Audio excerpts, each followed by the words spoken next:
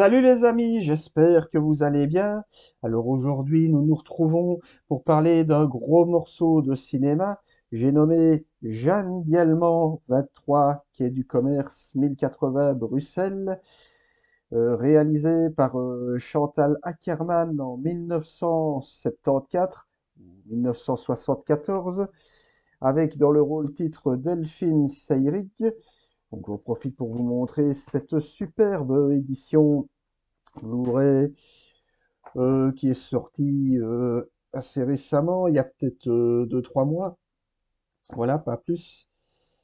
Alors, de quoi est-ce que ça parle? Eh bien, donc, le film nous raconte l'histoire de Jeanne Dielman, donc une dame dont la vie est rythmée entre les tâches ménagères d'un côté et de l'autre, le fait qu'elle gagne sa vie en se prostituant pour subvenir à la fois à ses besoins financiers et également à ceux de son fils étudiant, et donc ils vivent ensemble. Voilà. Alors pourquoi est-ce que j'ai voulu voir ce film? Eh bien parce que, je le disais tout à l'heure, donc c'est un film qui compte beaucoup dans l'histoire du cinéma, bon, également du cinéma belge, et que c'est un film belge, voilà, Cocorico, bref. Mais c'est surtout un film qui, eh bien, qui constitue un gros morceau, qui, bon, il a été d'ailleurs élu, c'est même noté sur le DVD, meilleur film de tous les temps par le magazine Sight and Sound, donc c'est-à-dire ex aequo avec Citizen Kane d'Orson Welles et Vertigo d'Alfred Hitchcock.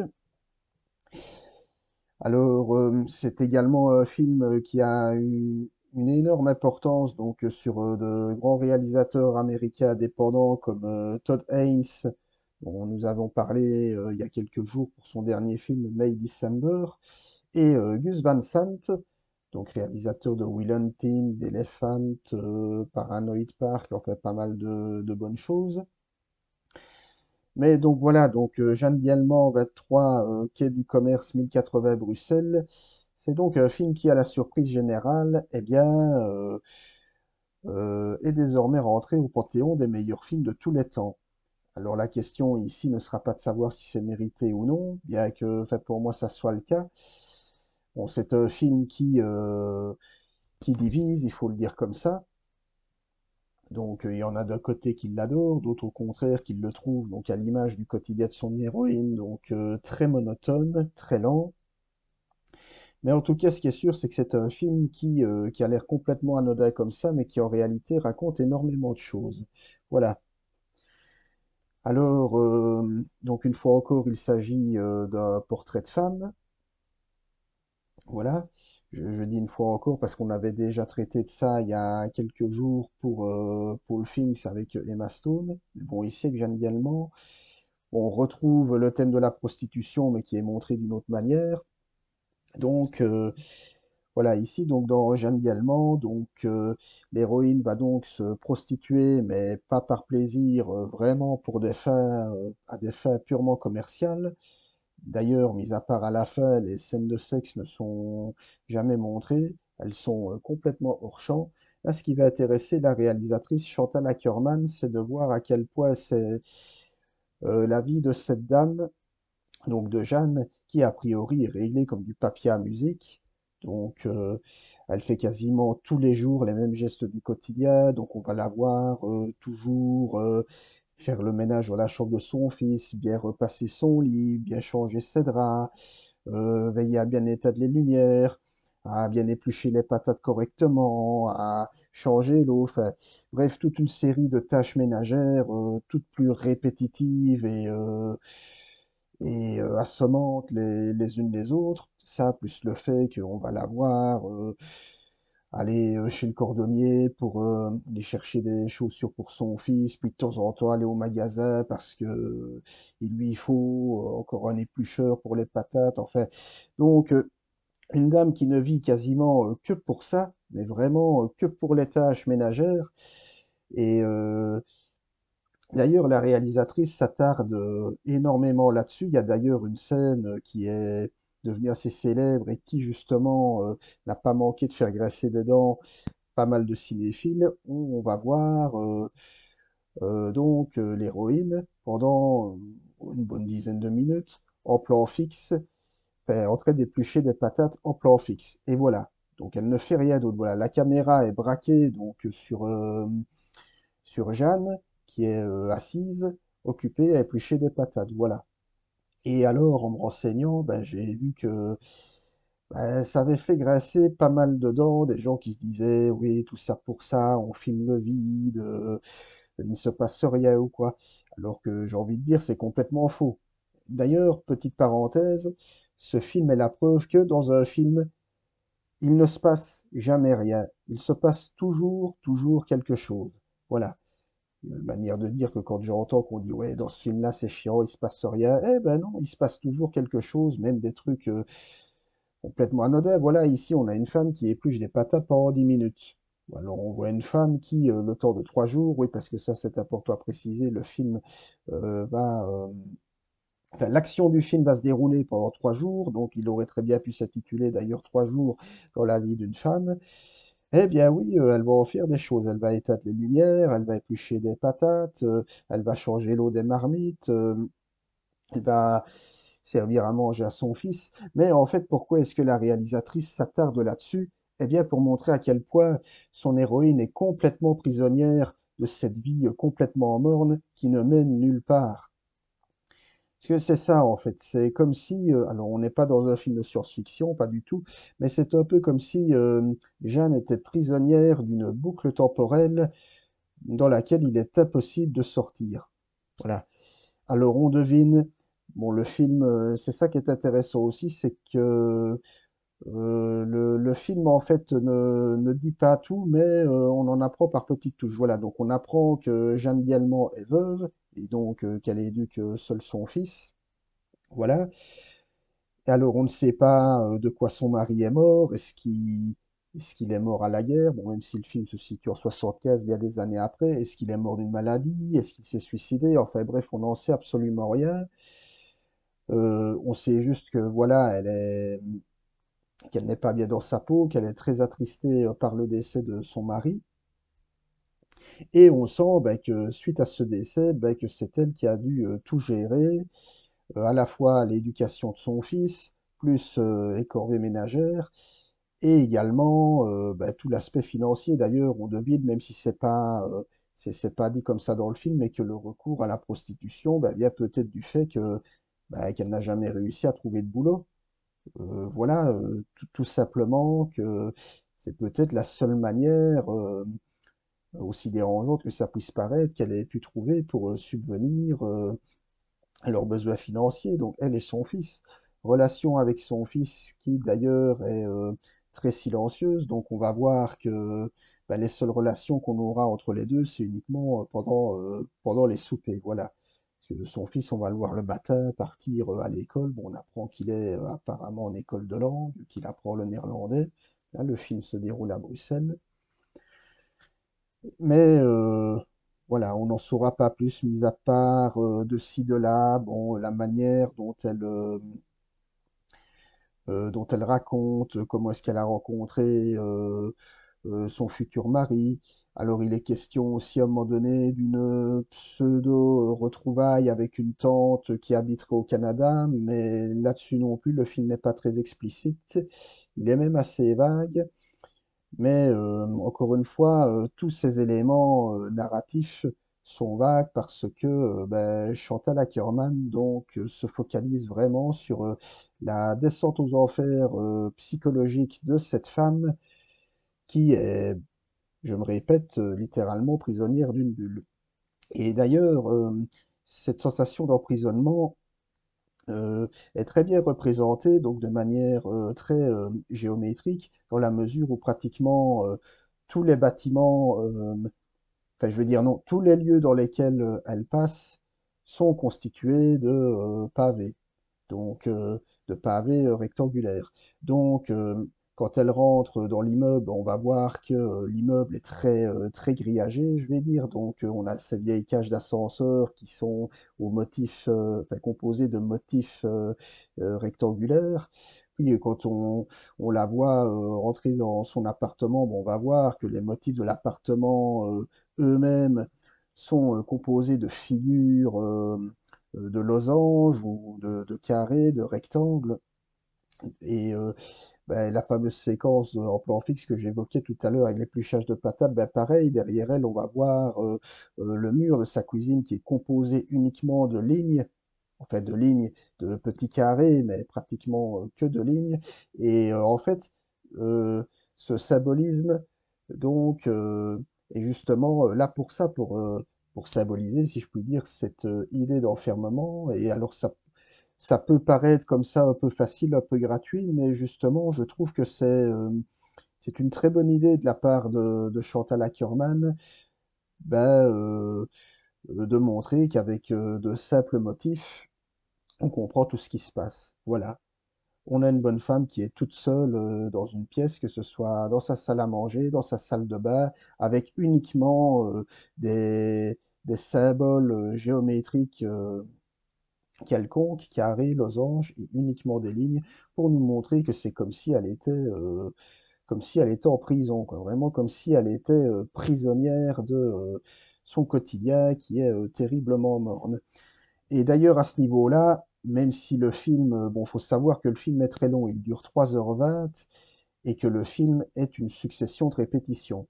Donc voilà, donc ne vous attendez pas à avoir des rebondissements, des retournements de situation dans tous les sens, ou pas, pas du tout. Donc c'est vraiment, pendant 3h20, on va suivre le quotidien morne et tristounet, disons-le, d'une femme. Voilà.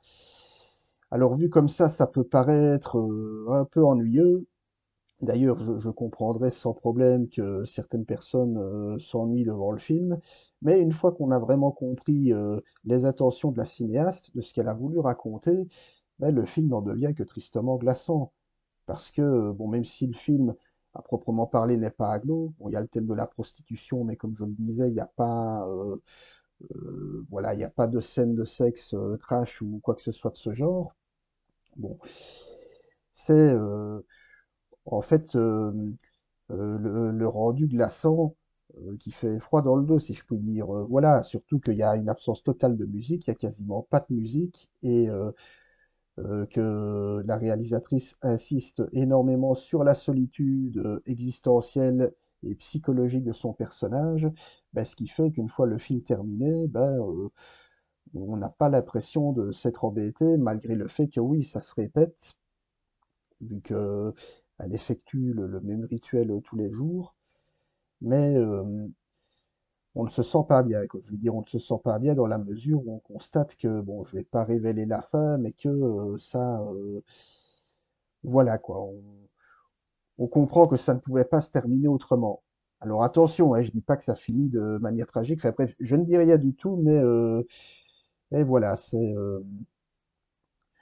donc eh bien, ce que j'ai pensé du film globalement, ben, c'est que alors, dire comme ça que c'est le meilleur film de tous les temps avec Citizen Kane, Vertigo, Le Parrain ou le Cuirassé Potemkin, ben honnêtement, je pense qu'il est un petit peu tôt pour le dire comme ça, parce que voilà, moi je l'ai découvert vraiment hier, et d'ailleurs j'en suis très content.